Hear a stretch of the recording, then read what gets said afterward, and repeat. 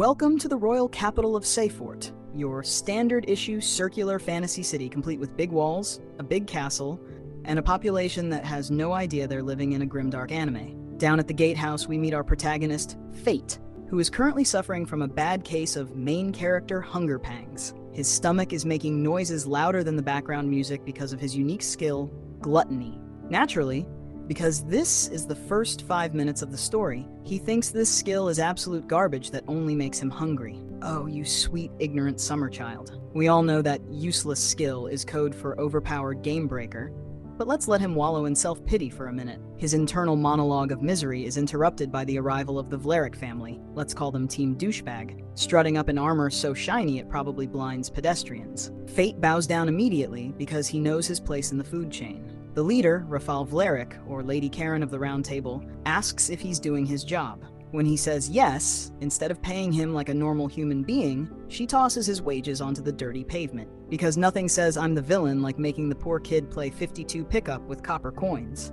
But wait, it gets worse. As Fate crouches down to pick up his lunch money, Rafal decides to stomp on his hand with her armored boot. She grinds her heel into his fingers and pulls the, "Oops, I thought that was trash" card. The rest of her entourage, clearly sharing a single brain cell between them, decides this is the funniest thing ever and starts kicking Fate in the face. They're mocking his status, demanding gratitude for the privilege of being their punching bag. It's about as subtle as a brick to the face. But hey, we need to establish that these guys are irredeemable monsters, right? Just as Fate is contemplating how much he hates his life, a voice shouts, "Halt." Enter Roxy Hart, our designated saint waifu and the only holy knight in this city with a functioning moral compass. She's absolutely disgusted by Team Douchebag's behavior and tells them off for acting like hooligans. Rafal, realizing her shift is over and that she can't bully Roxy, scoffs and wanders off to kick puppies or whatever she does in her spare time. Roxy watches them leave, then immediately drops the tough act to help Fate up. She treats him like an actual human being, which clearly confuses our trauma-riddled protagonist. Roxy tries to give him a pep talk, calling him a gatekeeper in arms and telling him to report the Vlericks if they try to turn him into pavement paste again. But Fate, whose self-esteem is currently in the negative integers, realizes he can't drag nice lady Roxy into his mess. He decides he's trash, excuses himself, and walks away, leaving Roxy standing there looking concerned. He heads to a tavern to drink alone because that's what sad anime boys do. Inside the tavern, the vibes are immaculate, if by immaculate, you mean depressing. The bartender serves Fate a sad little meal and tells him he needs to eat meat. Fate's like, "What is this meat you speak of?" The bartender then decides to drop a massive death flag, mentioning that the last gatekeeper died from being worked to death by the Holy Knights. Fate stares into his drink, realizing his career path leads directly to a grave. Accepting that his life expectancy is shorter than a goldfish's, Fate walks home through the empty streets. But hold on. Plot twist. He spots two hooded figures doing unauthorized parkour on the city walls. He realizes Roxy, who is currently on shift, can't see them from her post. Fate has a choice: go home and sleep, or run back and warn the girl who was nice to him one time. He spins around and sprints back to the gatehouse. He breathless tells Roxy about the intruders. Now, usually, this is the part where the elite knight ignores the lowly guard, but Roxy looks him dead in the eye and hits him with the, "I believe you." She hands him her spear. Yes, she gives the level 1 scrub a high-tier weapon, and asks him to watch the gate while she goes to murder some thieves. Roxy sprints off, leaving Fate alone with a spear he barely knows how to use. We hear the sounds of violence in the distance, screaming, clashing metal, the usual Tuesday night noises, and then silence. Footsteps approach. The tension is palpable, and it's one of the thieves. He bursts out of the shadows, bleeding and looking absolutely panicked. He locks eyes with Fate, and for a second, Fate considers running away. But then he remembers Roxy's trust and decides he can't let her down. He grips the spear, notices the bad guy is already on 1 HP, and decides to go for the kill steal. With a scream that cracks his voice, Fate thrusts the spear forward. Bullseye. He skewers the thief, who coughs up blood and collapses. Fate stands there, shaking like a leaf, realizing he just deleted a person. But before he can process the trauma, his hand starts pulsing. Suddenly, a dark energy swirls around him and a text box pops up in his brain. The system announces that the gluttony skill has activated. Surprise! It's not a hunger skill. It's an XP vampire skill. The system tells him he has devoured the thief's soul and stolen his stats and skills. We get a quick narration break to explain how this world works. You have skills, you win. You don't have skills, you lose. It's capitalism with magic. Cut to chapter 2. Fate is chilling in his room, thinking, wait, did I just break the system? He casts Identify on himself. Lo and behold, his stats, which used to be all ones, are now in the hundreds. He's gone from level 1 crook to level 10 boss in a single night. He also sees telepathy on his skill list. He investigates this new telepathy skill and learns it works via touch. This triggers a flashback to the previous night. After the fight, Roxy had rushed back, grabbed his hands, and asked if he was okay. In that moment, Fate heard a voice in his head screaming, "He looks pale, I'm worried." Turns out, he wasn't hallucinating. He was accidentally mind-reading his crush. So to recap, he can eat souls to get stronger, and he can read minds. The useless protagonist is now officially a walking cheat code. Game on. Fate assures Roxy he's fine, and she flashes a smile so bright it probably counts as a flashbang. She says, "So you weren't." But Fate's brain radio tunes in again, and he hears her internal monologue screaming, "Thank goodness." Truly, thank goodness. Roxy then composes herself to go file some paperwork, leaving Fate standing there touching his face like he just realized he has skin. He finally connects the dots. That second voice wasn't schizophrenia. It was his telepathy skill. Congratulations, Fate. You are now a walking wiretap. He pleads with Roxy to take full credit for stopping the intruder, because if Team Douchebag, the Vlerics, find out he did something competent, they'll beat him harder than usual. Roxy, being the only person with a soul in this zip code, reluctantly agrees to hide his involvement, but she refuses to let his good deed go unrewarded, because virtue and honor and all that jazz. Fate tries to say no, fearing he'll drag her down, but Roxy cuts him off with an offer he literally can't refuse. With a smile that could cure diseases, she asks him to come work for the Hart family. She points out that this would free him from the Vlerics, revealing she knows exactly how much his life sucks. Fate is stunned. A noble risking conflict just to help a peasant? In this economy, he weighs his options.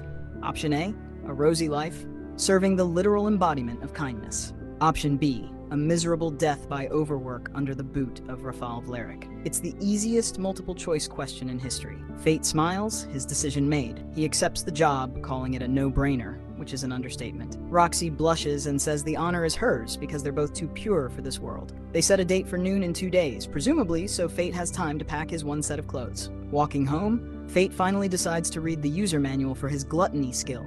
The description says, "You are eternally hungry," which sounds like a diet problem, but a vision clarifies things. He sees himself vacuuming up souls like a demonic Roomba, stealing stats and skills to feed the beast. Staring at his hand, Fate has his big anime realization moment.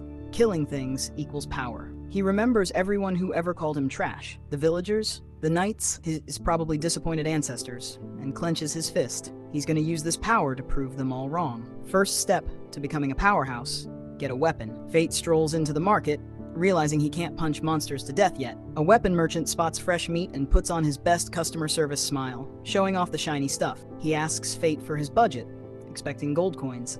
Fate hesitates, and the merchant's smile drops faster than the stock market. Realizing Fate is broke, the guy switches from "welcome sir" to "get out, scrub."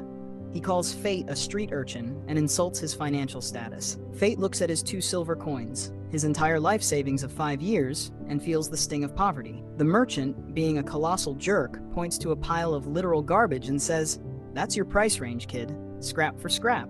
Banished to the bargain bin, Fate approaches a barrel of rusty metal. He tries to be optimistic, but his Identify skill ruthlessly informs him that everything here is one swing away from snapping in half. Then he spots it, a black, chipped sword that looks as miserable as he feels. Fate picks it up and has a moment of bonding with the inanimate object, thinking, "Hey, you're trash. I'm trash. We should hang out." As he's wallowing in kinship, the sword decides to break the silence. Fate hears a voice in his head saying, "You can rely on me." Then, the sword demands, "Now, buy me." Yes, the sword is bossy. Yes, Fate buys it. Meet Greed, the sassiest weapon in the franchise. Fate takes his new talking stick to the grassy plains for a test drive. He targets a level 3 goblin fighter. Thanks to his new stats, he moves like he's on fast forward and decapitates the goblin in one shot. Gluttony activates, slurp happens, and bam! He steals the goblin's stats and gets strength boost low. Greed, who is apparently a bloodthirsty influence, spots more goblins and yells, "Again! Again!" Fate tears through the pack like a blender set to puree. Gluttony triggers with every kill, turning him into a stat-hoarding monster. After the massacre, Greed compliments him, and Fate asks why a weapon this strong was in the bargain bin. Greed arrogantly replies, "I choose my wielder, peasant." Fair enough. Fate harvests goblin ears, because adventure capitalism requires body parts, and checks his status. His stats are now in the thousands. He is objectively stronger than most knights. However, his level is still stuck at 1. Greed explains the fine print. Gluttony bypasses the leveling system. He gets power from souls, not XP. He has effectively opted out of the divine order. Also, Greed warns him to never let anyone see the black mist, or he'll be burned at the stake. Fun. Greed tries to bond, saying they are both outcasts. Fate sighs about being a level 1 forever and unable to join a party. Greed corrects him. "You have me, idiot." Touched by the sentiment of his murder sword, Fate smiles and they run off to kill more green things. Back in town, Fate counts his loot. Killing 38 goblins earned him more money in 1 afternoon than he saved in 5 years. The economy is broken.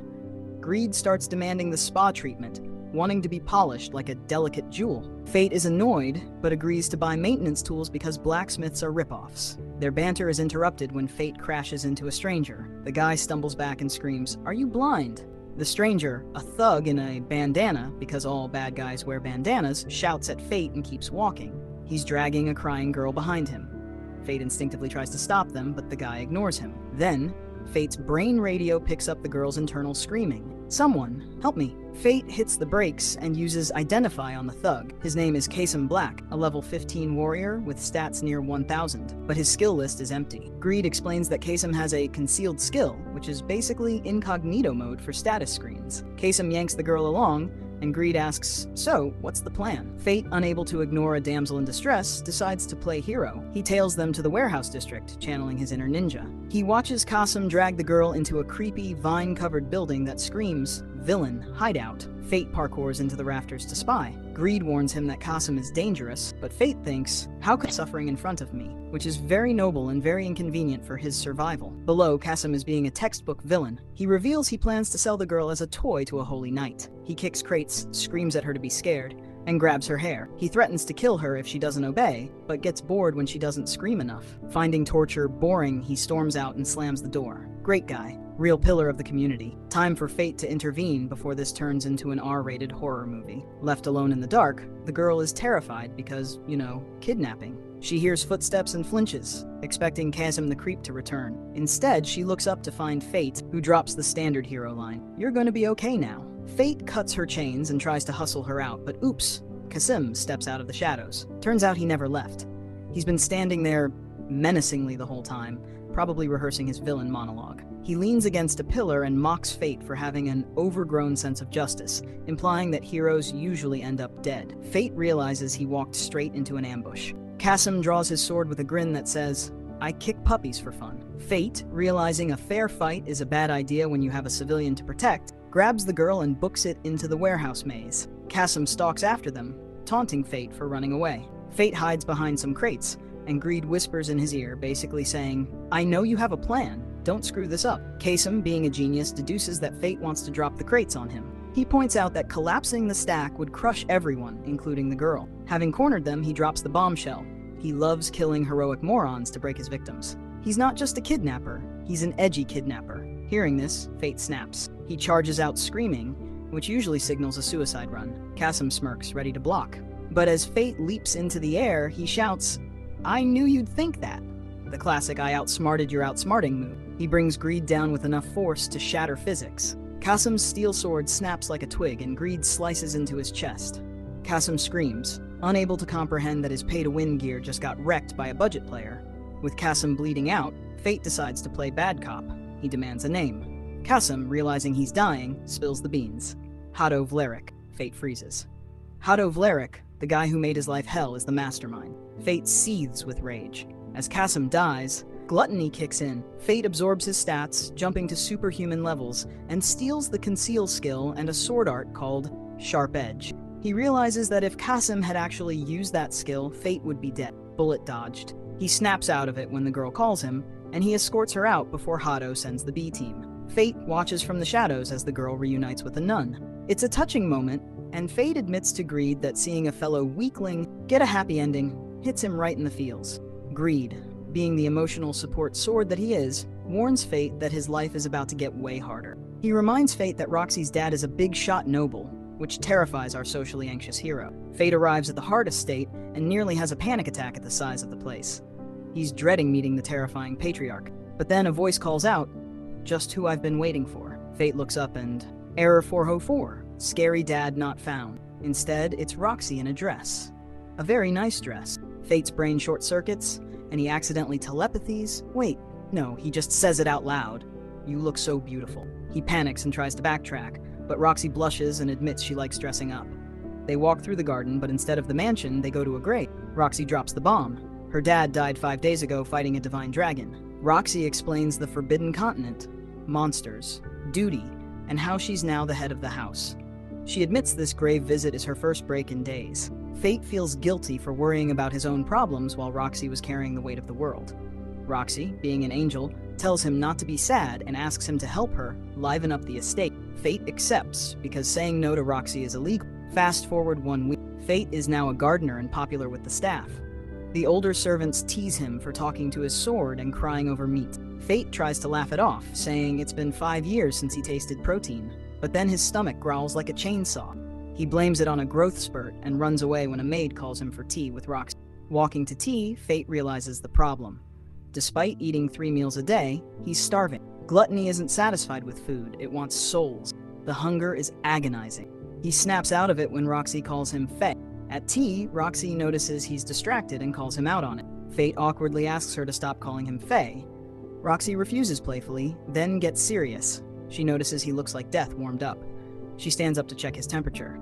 Fate panics, not because of cooties, but because if she touches him, telepathy will activate.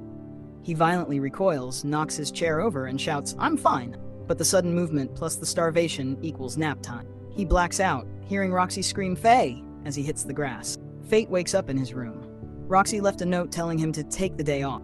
He feels guilty for worrying her, but his stomach is still trying to digest itself. He asks Greed what's going on. Greed drops the hard truth. The die is cast. Once you pop, you can't stop. Gluttony craves souls. If Fate stops killing, he'll either starve or go insane and eat innocent people. So his options are, become a serial killer of monsters or become a serial killer of friends.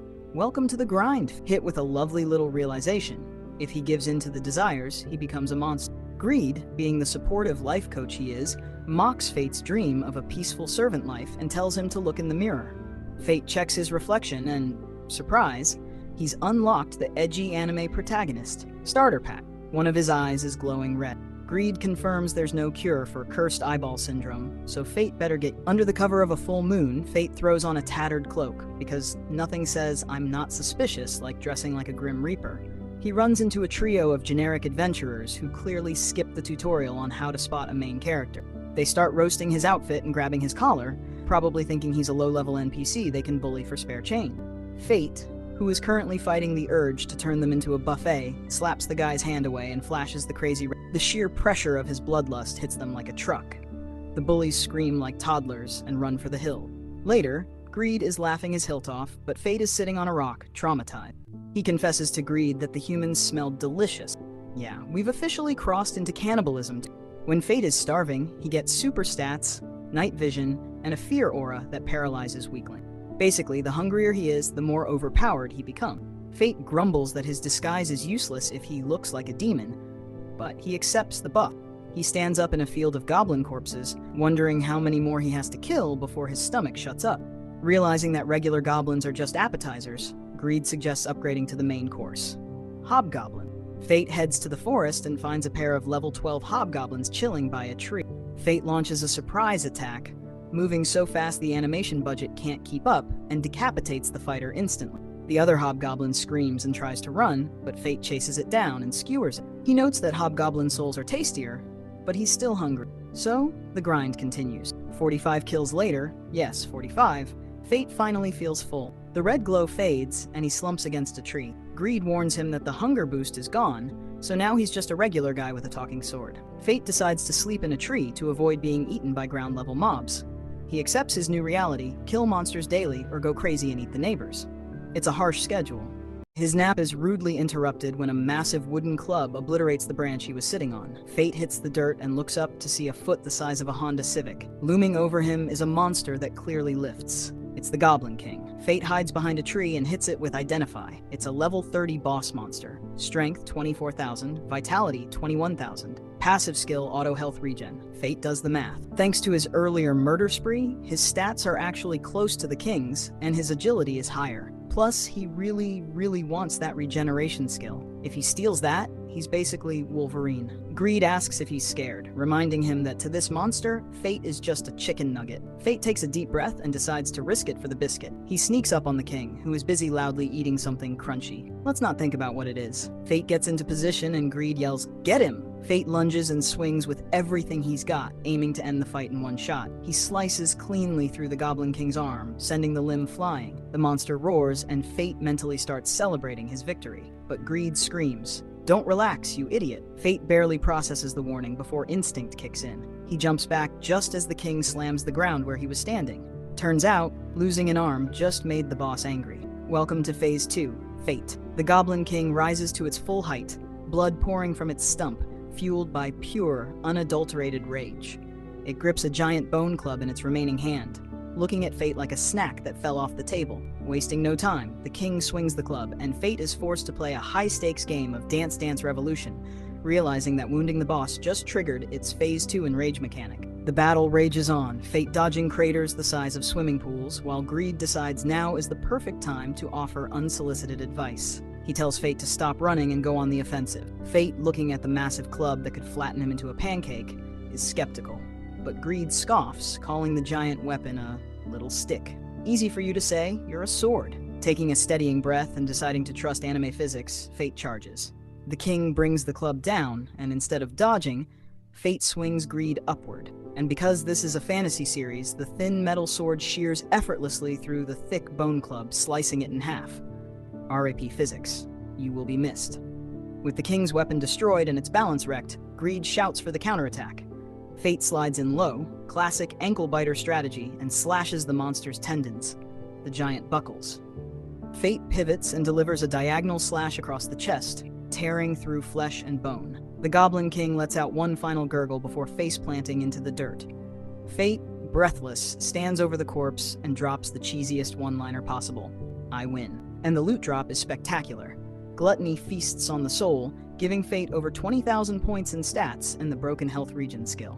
He is now officially a tank. He sits down to rest, feeling good about himself, but Greed interrupts the victory lap. It's time for a microtransaction. Greed announces that Fate has unlocked the first level, but there's a catch. To evolve the weapon, Fate has to sacrifice his accumulated stats. Basically, Greed is a pay-to-win mechanic. If Fate refuses, he loses the sword. Faced with the choice of being overpowered but weaponless, or resetting to 0 to keep his sassy metal friend, Fate realizes he's a simp for this sword. He smiles, grips the handle, and agrees to the scam. He pours all his hard-earned stats into the weapon. A vortex of energy drains him back to base parameters. When the light fades, the heavy sword is gone, replaced by a bow, a black bow. Fate traded his muscles for a ranged weapon. The archer class really is made up of archers. Suddenly, hard cut. We go from blood-soaked forest to a shoujo manga.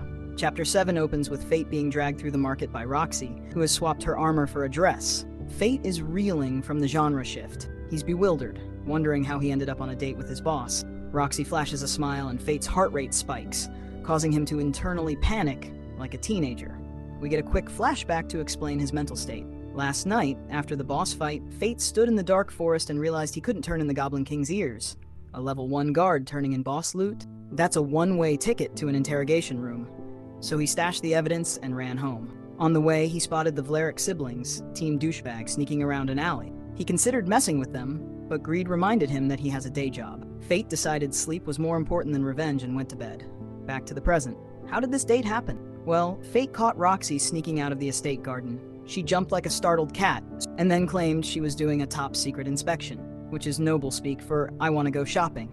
She drafted Fate as her escort, and now he's sweating bullets in the marketplace. But the anxiety turns to panic when he overhears the local gossip. The town is buzzing about a mysterious benefactor who donated Goblin King ears to the orphanage. That's the good news. The bad news? The public thinks a terrifying monster or fiend did it because of the slaughter. Now, the Holy Knights, aka the people Fate works for, are gearing up to hunt this monster. Congratulations, Fate. You saved the town, and now the town wants to kill you. Task failed successfully. Realizing that being the mystery hero is actually just a fancy way of saying wanted fugitive, Fate decides he needs a disguise. Does he buy a fake mustache? A pair of glasses? No, he buys a cursed skull mask, because apparently, he wants to look exactly like the villain everyone thinks he is. He picks up a skull mask that hides his identity, officially rebranding himself from Gatekeeper Fate to Edgy Skeletor. He barely stashes his new Halloween costume when Roxy sneaks up behind him. Fate panics, thinking he's busted, and randomly points at a nearby stall to distract her. "Look, rocks," he yells. "Smooth, Fate. Very smooth." Turns out he pointed at a gem merchant selling geodes, basically loot boxes for rocks. You pay 10 copper, you might get a gem, or you might get gravel. Seeing Roxy looking at the stall with her "I'm just a normal girl" eyes, Fate decides to treat her. But since he's a dirty cheater, he uses his Identify skill to scan the rocks, finding the one guaranteed winner. He buys it and gives it to Roxy. Roxy is thrilled, but she has zero patience. Fate suggests getting a hammer, but Roxy is like, "Hammer? I hardly know her." She squeezes the rock with her bare hands and crushes it into dust. Let me repeat that. She pulverized a rock with her grip strength. Fate realizes that if he ever cheats on her, she will turn his head into a fine powder. Inside the dust is a beautiful gem. Roxy clasps it to her chest, touched by the gift, while Fate tries to forget the terrifying display of hydraulic press power he just witnessed. Their romantic gacha opening is interrupted by a crying child. Roxy activates Big Sister mode and approaches the kid. Unfortunately, she forgets to turn off her Holy Night aura, and she rolls up on the toddler with the intensity of a raid boss. The kid screams in terror, pointing out that she's scaring the civilian, and crouches down. He pats the kid's head, promises to find his mom, and boom, kid stops crying. Roxy gets jealous that Fate is better with kids, so she pouts and chases after them, demanding to be part of the team mom and dad dynamic. They spend the afternoon searching for the mom. The tension breaks when Fate and the kid's stomachs growl in unison because gluttony never takes a day off. Roxy giggles at them eating meat skewers, noting they look alike. It's wholesome, it's cute, and it's wasting valuable grinding time. Sun sets. No mom. The kid starts crying again. Roxy, being the saint she is, offers to let the kid stay at the Heart Estate. But just as they agree, the kid yells "Mama!" and runs to a woman. Mother and son reunite, cue the waterworks. The family thanks Fate and Roxy, and they leave. Fate chuckles that their top-secret inspection was a total failure since they spent the whole day babysitting. Roxy looks at him, the sunset hits just right, and she blushes. Fate blushes. The romantic tension is thick enough to cut with a sword. Roxy panics, looks away, and drops the "we need to go home or the head servant will kill us" line. Way to kill the mood, Roxy. But then she mentions she's going back to her family's territory soon. They walk home side by side, referring to the estate as "our home." Aw, they're practically married. Cut to nighttime.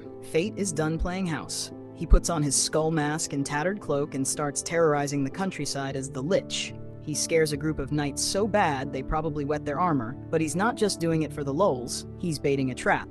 He wants Haddo Vlerick to come out and play. Fate is playing 4D chess, using his scary alter ego to lure his bully into a deathmatch. But as usual, scheduling conflicts ruin everything. The scene shifts to a sunny day, and Fate is stuck in a carriage with Roxy. His revenge plan is on pause because he has to go on a family road trip. He's sulking in the corner, and when Roxy asks if he's okay, he lies through his teeth.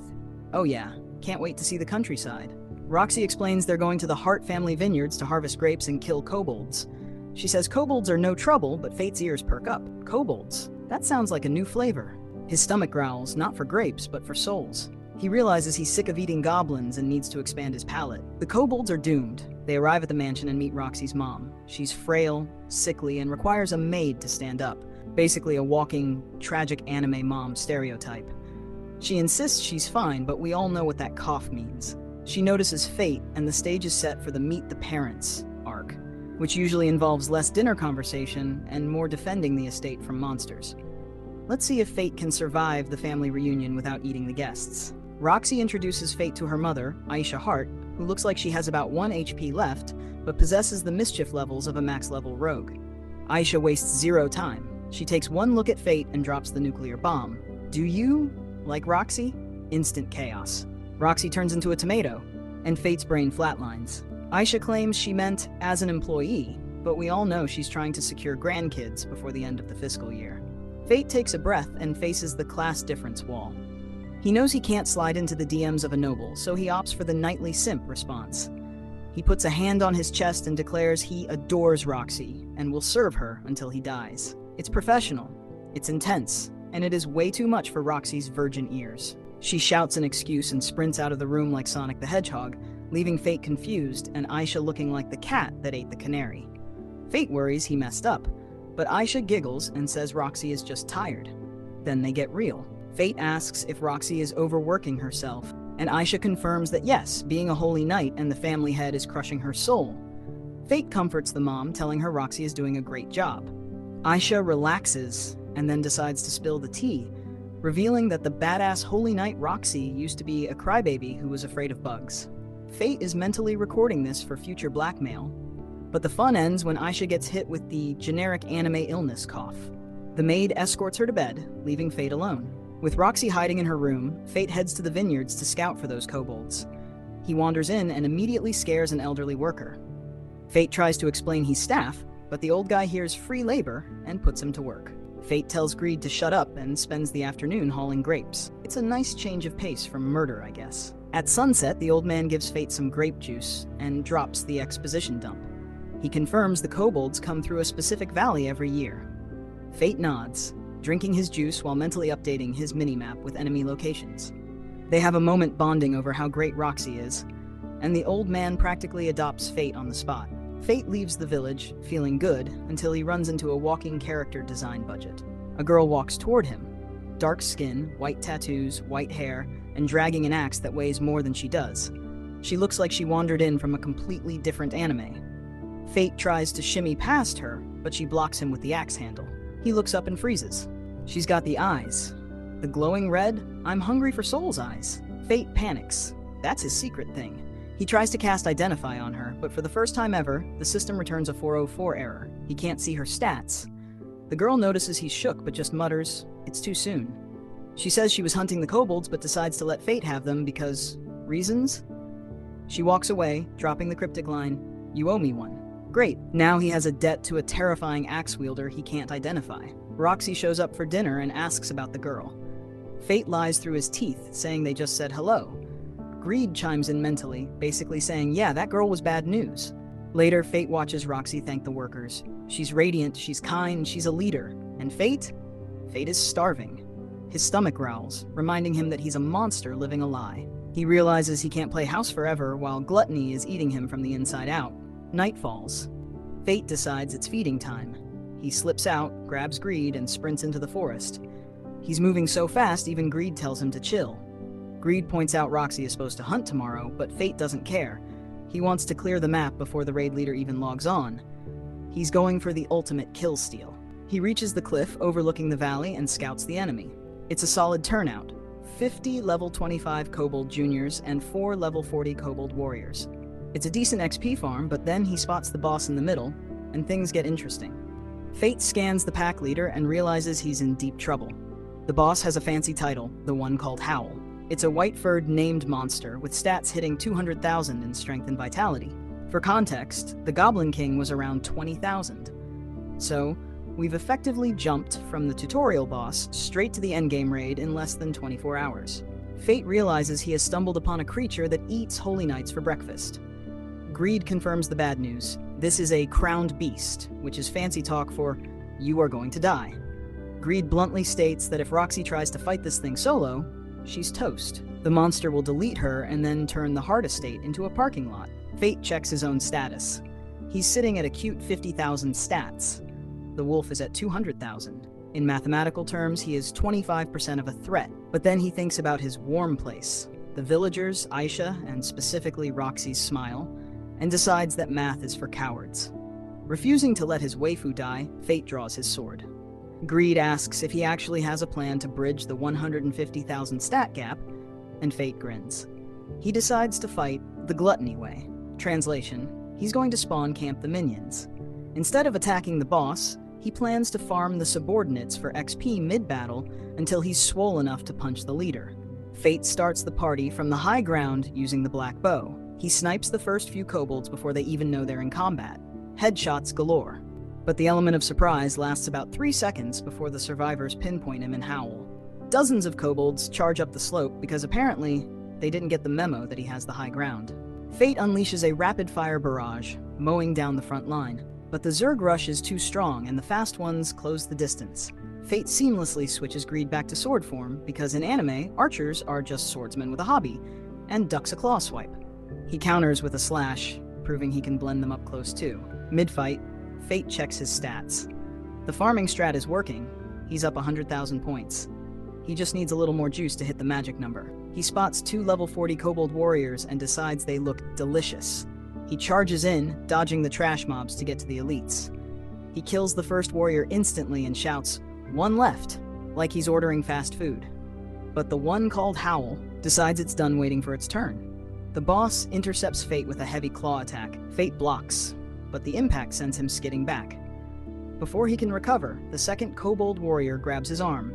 Fate, fueled by the power of math, overpowers the monster, slams it, and stabs it. Gluttony activates, and ding! Level up. Fate checks his status again. Strength and vitality are now over 270,000. He has officially eclipsed the boss. He stares down the white wolf, confident that he has caught up to the power creep. The beast attacks with a brawl tech art called Ruinous Strike. Fate dodges, realizing that even with higher stats, getting hit by a super move is still a bad idea. Sensing the danger, Greed offers a solution, a secret technique. It can one-shot the boss, but it costs 10% of Fate's total stats. It's a microtransaction in the middle of a boss fight.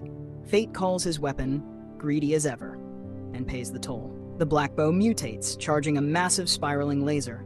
Fate shouts the name Bloody Ptarmigan. Yes, he named his ultimate attack after a medium-sized game bird.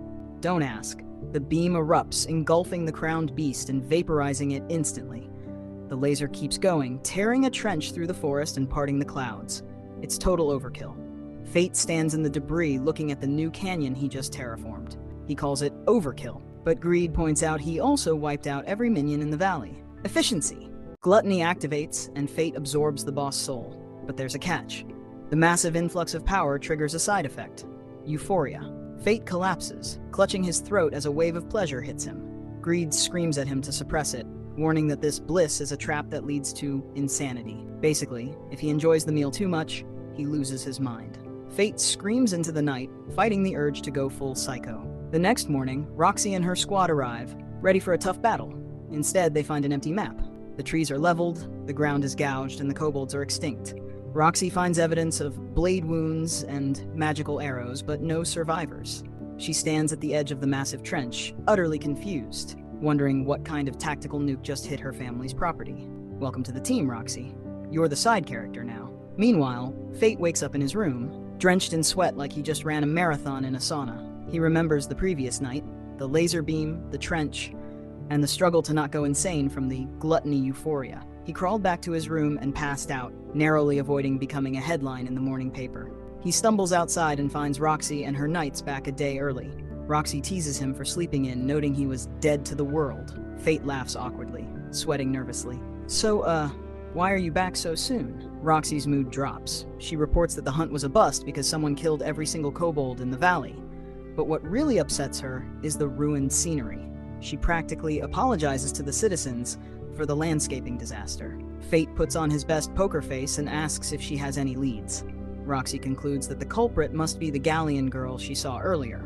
Her logic, Galleons are strong, ergo she nuked the valley. Fate breathes a massive sigh of relief, mentally thanking the scary axe lady for becoming his unwitting alibi. Roxy decides to pack up and leave after a 2-day observation period.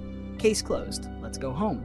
2 days later, Fate is packing bags when Aisha, Roxy's mom, corners him in the hallway. The chat starts casual, but then Aisha has a coughing fit that sounds like a death rattle. She drops the bomb. She's dying. She silences Fate's denial with a sad smile. I've read the script, Fate. I know I'm the tragic backstory. In a touching moment, she entrusts Roxy to Fate. She says Roxy's eyes sparkle when she's with him, subtle mom, and asks Fate to support her. Fate tries to play the I'm just a lowly servant card, but Aisha shuts that down. She reveals she was a commoner too, proving that class barriers are just suggestions if you have enough plot armor. She taps his chest and says what matters is the heart. It's wholesome, it's emotional, and it's interrupted by Roxy spying on them. Roxy bursts in, flustered. Aisha teases her about being jealous, and Roxy stammers something about luggage before fleeing. Before they leave, Aisha tells Fate she expects his answer to her request. Protect my daughter, next time they meet. No pressure, Fate, just a dying mother's last wish. On the carriage ride back, Fate is tormented. He wants to stay with Roxy, but he's also a soul-eating monster with a glowing red eye. He weighs the warmth of the mansion against his murder hobo night job and feels unworthy.